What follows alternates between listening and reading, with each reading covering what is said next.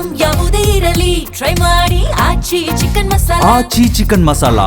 Puttaranga Shetty MLA ಇವ್ರ ಬಗ್ಗೆ ನೋಡ್ತಾ ಹೋಗೋಣ ಸ್ವಲ್ಪ. ನಿಮಗೆ ಈ ಟೈಮ್ನಲ್ಲಿ ಫಾರಿನ್ ಶೋಕಿ ಬೇಕಿತ್ತಾ ಅಂತ ಕೇಳ್ತಾರೆ. ಚಾಮರಾಜನಗರದಲ್ಲಿ ಬರೋಬ್ಬರಿ 4 ಸಲ ಗೆಲ್ಸಿದ್ದಾರೆ ಜನರು ಇವ್ರನ್ನ. ಚಾಮರಾಜನಗರದ ಜನರಿಗೆ ಏನ್ ಕೊಟ್ರಿ ಸರ್? ಕುಡಿಯಾಕ್ ನೀರಿಲ್ಲ, ನಡೆದಾಡಕ್ ರಸ್ತೆ ಇಲ್ಲ. ಇವೆಲ್ಲ ಮೂಲಭೂತ ಸೌಕರ್ಯ ಅಂದ್ರೆ ಮೂಲ ಸೌಕರ್ಯ ಅಲ್ವಾ?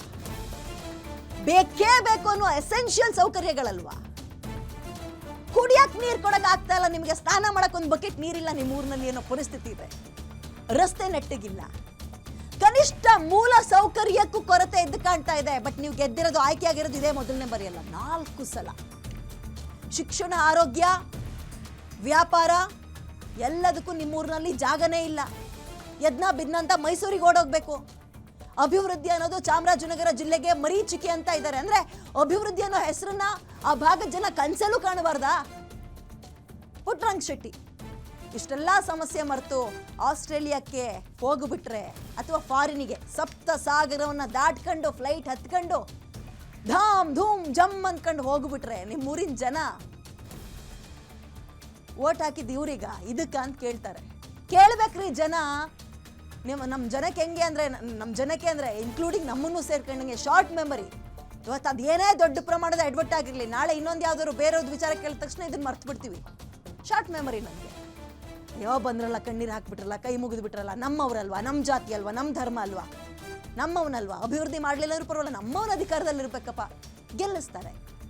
ಗೆಲ್ಲಿಸ್ತಾರೆ ಇವ್ರು ಹಾರ್ಕೊಂಡು ಹಿಂಗೆ ಹೋಗ್ತಾರೆ. ಆಸ್ಟ್ರೇಲಿಯಾದಲ್ಲಿ ಮಜಾ ಮಾಡ್ತಾ ಇದ್ದಾರೆ ಪುಟ್ಟರಂಗ ಶೆಟ್ಟಿ. ಇವ್ರದ್ದು ಇನ್ನೊಂದು ಹೇಳಬೇಕು.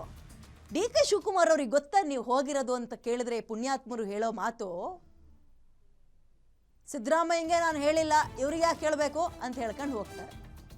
ನೀವು ಬಿಡಿ, ನೀವು ಉಪಮುಖ್ಯಮಂತ್ರಿಗೂ ಎದುರಲ್ಲ, ಮುಖ್ಯಮಂತ್ರಿಗೂ ಎದುರಲ್ಲ, ನಿಮ್ಮ ಜನಕ್ಕೆ ಎದುರ್ತೀರಾ? ಹಾಗಾದ್ರೆ ಕೇಳೋ ಪ್ರಶ್ನೆ, ಚಾಮರಾಜನಗರದಲ್ಲಿ ಏನಾದ್ರು ಬೇಕು ಅಂದರೆ, ಮಕ್ಕಳನ್ನ ಓದಿಸ್ಬೇಕು ಅಂದರೆ, ಒಂದೊಳ್ಳೆ ಪ್ರೀ ನರ್ಸರಿಗೋ ಒಂದೊಳ್ಳೆ ಸ್ಕೂಲಿಗೆ ಹಾಕಬೇಕು ಅಂದರೆ ಓಡ್ಬರ್ತಾರೆ ಮೈಸೂರು ಕಡೆಗೆ ಜನ. ರಸ್ತೆ ಅಷ್ಟಕ್ಕಷ್ಟೇ, ನೀರು ಸಮಸ್ಯೆ ಇದೆ.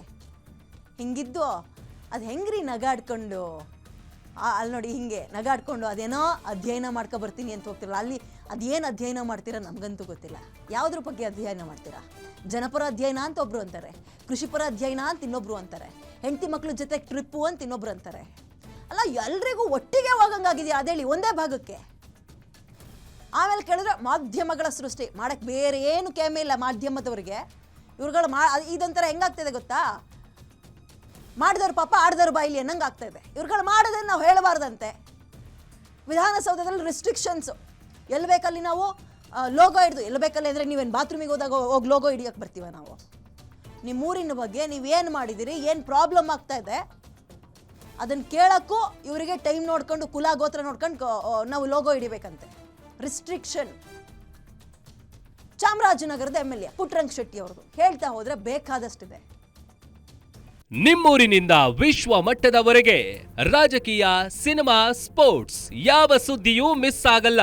ಬರೀ ಸುದ್ದಿಯಷ್ಟೇ ಅಲ್ಲ, ಜೊತೆಯಲ್ಲೇ ಇರುತ್ತೆ ವಿಶ್ಲೇಷಣೆ. ಗ್ಯಾರಂಟಿ ನ್ಯೂಸ್ನ ಸಬ್ಸ್ಕ್ರೈಬ್ ಮಾಡಿ, ಫಾಲೋ ಮಾಡಿ, ಕ್ಷಣ ಕ್ಷಣದ ಅಪ್ಡೇಟ್ಸ್ ಪಡೆಯಿರಿ.